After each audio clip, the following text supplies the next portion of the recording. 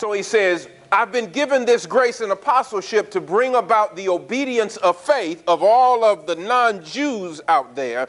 And that's why Paul traveled throughout the Asia Minor and all the way to Rome, preaching to non-Jews primarily. But what he wanted when he was doing it was to bring about, he says, the obedience of faith.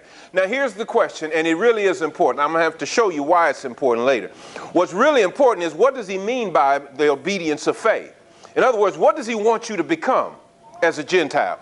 When you hear his gospel, he wants you to understand it, believe it, and then for it to bring about, he says, your obedience of faith. And the question is, what is that?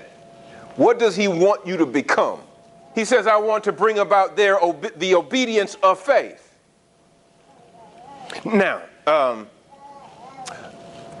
the place that you find the answer, I think, is not so much simply in the words, but in what he says in between the two times he uses them. In other words, when he said the gospel is supposed to bring about the obedience of faith of the Gentiles, and then proceeds to share the gospel in the book of Romans, what he thinks is that your understanding of what he says and how he says it in Romans will get you to know the gospel, and that gospel will bring about something in you. So let me say this as carefully as I can. It's not as important that you know what the obedience of faith is, as much as it's more important that you know the gospel, believe it, and the gospel will bring it about. You don't have to become obedient. That's going to be good. You don't have to become obedient.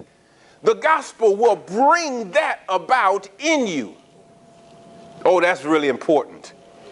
That's really, really important to get from the gospel of the Lord Jesus Christ that Paul shares in Romans.